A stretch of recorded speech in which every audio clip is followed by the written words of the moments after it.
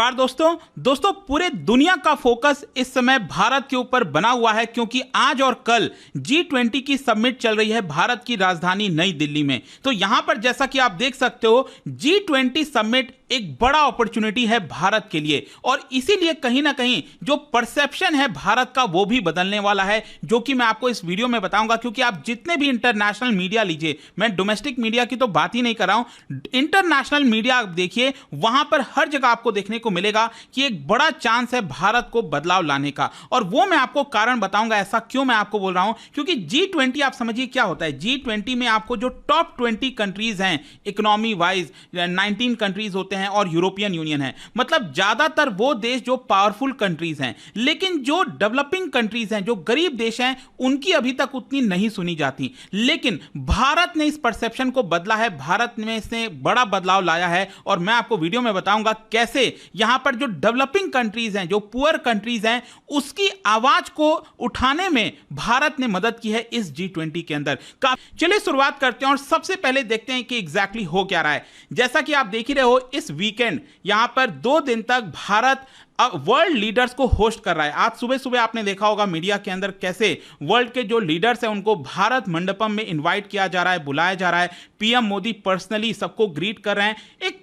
एक अलग माहौल आपको देखने को मिलेगा। स्पेशली आप में से जो लोग दिल्ली एनसीआर में रहते हैं, किस तरह से पूरा जो रास्ता वगैरह एकदम बंद पड़ा है। यहां पर G20 का पूरा माहौल एक तरह से देखने को मिल रहा है। लेकिन G20 समिट देखिए भारत के लिए काफी मायने रखती है और अगर भारत के लिए मायने रखती है तो कहीं ना कहीं इसकी वजह से पीएम मोदी के लिए भी काफी मायने रखती है। क्या हुआ है कि इस मीटिंग के अंदर ये जो पूरा G20 का समिट चल रहा है, इसमें कहीं ना कहीं भारत अपना जो रोल है वो as a champion of global south दिखाना चाहता है। वो मैं आपको आगे बताऊंगा ग्लोबल साउथ क्या है बेसिकली ये, और साथ ही साथ जो डेवलपिंग कंट्रीज हैं उनकी आवाज बनना चाहता है। फिर इसके अलावा जैसा कि आपको पता है पूरी दुनिया अगर आप देखोगे रशिया यूक्रेन कॉन्फ्लिक्ट की वजह से एक तरह से डिवाइडेड है। कुछ ऐसे देश हैं जो कि रशिया का साथ दे रहे हैं, फिर बाकी ऐसे देश हैं, ज्यादातर देश जो कि यहां पर वेस्टर्न कंट्रीज का साथ दे रहे हैं। तो इस माहौल के बीच में ये G20 समिट कराना वो अपने आप में एक बड़ा चैलेंज है। उसका कारण यह है क्योंकि क्या होता है कि G20 के अंदर आपको पता है वेस्टर्न कंट्रीज भी हैं, यूरोपियन कंट्रीज भी हैं, साथ ही साथ जो चाइना है और रशिया भी है, जिसकी वजह से यहां पर अगर मान लो भारत ये समिट कंडक्ट करा रहा है तो क्या इस समिट के बाद मतलब क्या कल जो है एक ज्वाइंट स्टेटमेंट जो होता है क्या वो जारी किया जाएगा, नहीं जारी किया जाएगा, वो अभी भी असमंजस में है। तो इसी की वजह से मैं आपसे कह रहा हूं कि भारत के ऊपर काफी सारे बड़े चैलेंजेस हैं। लेकिन चलो सबसे पहले यहां पर देख लेते हैं कि कैसे भारत का जो परसेप्शन है पूरे दुनिया में बदलने वाला है। और वो ये है कि भारत एक तरह से ग्लोबल साउथ के लिए कंधा देगा। मतलब कि यहां पर जो ग्लोबल साउथ है, जब मैं ग्लोबल साउथ कहता हूं तो इसका मतलब क्या है, जैसा कि आप ये मैप देख पा रहे होगे, जो पूरे दुनिया का अगर हम इक्वेटर के नीचे का पार्ट देखें, ये जो सदर्न वाला पार्ट है इसको हम ग्लोबल साउथ कह रहे हैं। और ये जो सदर्न पार्ट है बेसिकली इसकी खास बात क्या है, इसमें कॉमन क्या है, इसमें कॉमन ये है कि इसमें ज्यादातर आपको डेवलपिंग कंट्रीज मिलेंगे, पुअर कंट्रीज मिलेंगे, जिनकी वॉइस अभी तक नहीं सुनी जाती थी, उनकी आवाज नहीं सुनी जाती थी। जो भी कुछ डिसीजंस होता था वो तो या तो अमेरिका हो गया या यूरोप हो गया, यहां पर उन दोनों के द्वारा मिलकर ले लिया जाता था। लेकिन यहां पर भारत इस चीज को बदल रहा है। भारत का यह कहना है कि हम ऐसा नहीं होने देंगे। और इसीलिए मैं आपको बताता हूं एक बड़ा ही इंटरेस्टिंग चीज हुआ है। G20 समिट कराने के जस्ट पहले अगर आप देखोगे तो पीएम मोदी ने 125 कंट्रीज को इनवाइट किया था। और ये 125 कंट्रीज कौन से हैं? इनमें से ज्यादातर कंट्रीज अफ्रीका के हैं, इनमें से ज्यादातर कंट्रीज वो हैं जो गरीब हैं, इनमें से ज्यादातर कंट्रीज वो हैं जो कि डेवलपिंग कंट्रीज हैं। उनको इनवाइट किया था और उनसे कहा था कि आप पूरे दुनिया में क्या मुद्दा सबसे ज्यादा लेकर आना चाहते हो, आपकी वॉइस को, आपकी आवाज को हम G20 में उठाएंगे। क्योंकि G20 की प्रेजेंसी इस बार भारत के पास है, भारत होस्ट कर रहा है, तो भारत के पास काफी सारी पावर आ जाती है। तो इसी की वजह से भारत ने यह कहा कि ये जो गरीब देशों की आवाज है वो भारत G20 में उठाएगा। तो आई होप कि आप समझ रहे होंगे कि एक तरह से भारत डेवलपिंग कंट्रीज के लिए कंधा बनना चाहता है, हाथ बढ़ाना चाहता है उनके लिए। और मैं आपको एग्जांपल एक और बताता हूं। पीएम मोदी, अभी आपको याद होगा, जुलाई के महीने में फ्रांस गए थे। तो जब वो फ्रांस गए थे तब वहां पर उन्होंने इंटरव्यू दिया था एक फ्रेंच मीडिया को। और देखिए उस इंटरव्यू में उन्होंने क्या कहा था, I see India being that strong soldier that if global south has to make that high jump, India can be that soldier to propel it ahead. मतलब कि अगर अगर ये जो ग्लोबल साउथ है उनको बड़ी छलांग लगानी है, हाई जंप लगाना है, तो वो हाई जंप लगाने के लिए जो कंधा चाहिए ना, वो भारत कंधा बन सकता है। आप सोचिए, ये यहां पर स्टेटमेंट दिया गया पीएम मोदी के द्वारा, for the global south India can also build its linkages with global north. मतलब कि नॉर्थ और साउथ के बीच में जो लिंकेजेस है उसका जो ब्रिज है वो भारत बन सकता है। So in that sense the soldier can become this bridge of sorts. और इसके अलावा यहां पर जैसा मैं आपको बोल रहा था, यूक्रेन कॉन्फ्लिक्ट जो इस समय हो रहा है, क्योंकि क्या हुआ है, ज्यादातर अगर आप प्रेस कॉन्फ्रेंस, ज्यादातर समिट्स, मीटिंग्स अगर आप देखोगे तो उसमें यूक्रेन का मुद्दा सबसे ज्यादा उभर कर आता है। देखो, अब पूरे दुनिया में, अब चलो मान के हम मान लेते हैं कि यूक्रेन में प्रॉब्लम है, यूक्रेन में दिक्कत हो रही है, लेकिन यूक्रेन में दिक्कत है तो इसका मतलब क्या हम जो दुनिया के बाकी की प्रॉब्लम्स हैं उसको छोड़ दें? क्या हम उनको नजरअंदाज कर दें? अफ्रीका के अंदर बहुत लोग भूखमरी से मर रहे हैं, इन्फ्लेशन से जूझ रहे हैं, तो क्या हम उन मुद्दों को छोड़ दें? तो यहां पर सबसे इंपॉर्टेंट चीज ये हुई है, डिस्पाइट यूक्रेन कॉन्फ्लिक्ट, यहां पर भारत ने जो डेवलपिंग कंट्रीज के मुद्दे हैं जैसे food and fuel insecurity, rising inflation, जो डेट का मुद्दा है, कर्ज का मुद्दा है, reforms of multilateral development bank, ये सारे वॉइसेस को भारत ने जिम्मेदारी उठाई है उठाने की।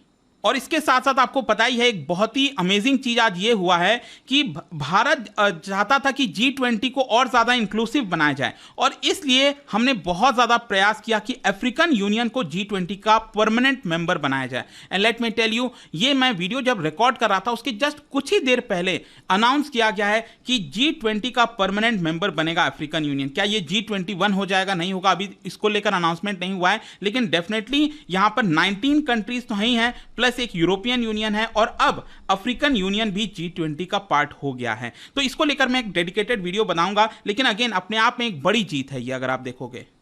फिर इसके साथ साथ अगर आप देखिए, कई सारे एक्सपर्ट्स का यह मानना है कि बहुत से ऐसे कंट्रीज हैं जिनको लगता है कि जो हमारे ग्लोबल साउथ में प्रॉब्लम्स हो रही हैं, जैसे मान लो अफगानिस्तान का कोई मुद्दा हुआ, मिडिल ईस्ट में इतने सारे कॉन्फ्लिक्ट चल रहे हैं, अफ्रीका में कॉन्फ्लिक्ट चल रहा है, म्यांमार के अंदर इस समय प्रॉब्लम्स चल रही हैं, तो वो सारे मुद्दों को कभी भी G20 जैसे समिट में नहीं लाया जाता था, लेकिन पहली बार ऐसा हो रहा है कि ये सारे मुद्दे अब आपको G20 के अंदर देखने को मिलेंगे। तो ये तो एक चीज हो गया। फिर दूसरा, यहां पर भारत के लिए कुछ डिप्लोमेटिक चैलेंजेस भी हैं, और वो चैलेंजेस क्या है मैं आपको बताता हूं। बेसिकली क्या है कि इस साल आपने देखा होगा भारत में कई सारे यहां पर मीटिंग्स हुई हैं, G20 की मीटिंग्स हुई हैं अलग अलग राज्यों के अंदर, अलग अलग शहर के अंदर, जयपुर में, अहमदाबाद में, अरुणाचल प्रदेश में, कई जगह आपने देखा होगा G20 की मीटिंग्स हुई हैं। लेकिन क्या आपको पता है, किसी भी मीटिंग में यहां पर जो एक ज्वाइंट कम्युनिकेशंस होता है, सभी देश मिलकर यहां पर एक ज्वाइंट स्टेटमेंट जारी करते हैं, वो अभी तक नहीं हो पाया। क्यों? क्योंकि वहां पर क्या है, जो रशिया और चाइना है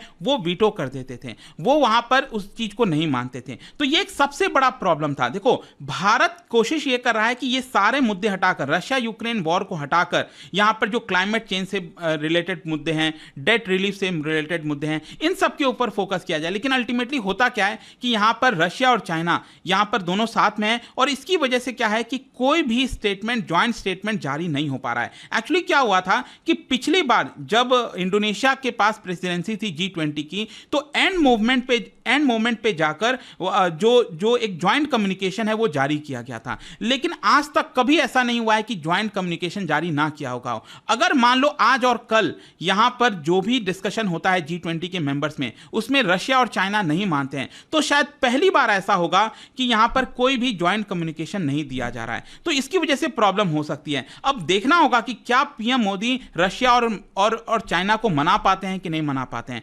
अब कोशिश तो उनकी जारी है, लेकिन यहां पर अगेन रशिया, ऑब्वियस सी बात है, रशिया काफी नाखुश है वेस्टर्न कंट्री से। ऑल्दो भारत के रिलेशंस आप देखोगे तो रशिया के साथ भी हैं और वेस्टर्न कंट्रीज के साथ भी ग्रो ही कर रहा है। चाइना के साथ तो कॉन्फ्लिक्ट है ही है भारत का, वो उसमें कोई डाउट नहीं है। लेकिन क्या भारत उन दोनों देशों को मना पाता है? क्योंकि पहली बार ऐसा होगा, जैसा मैंने आपको बताया, यहां पर एक ज्वाइंट कम्युनिकेशन जारी नहीं हो पाएगा।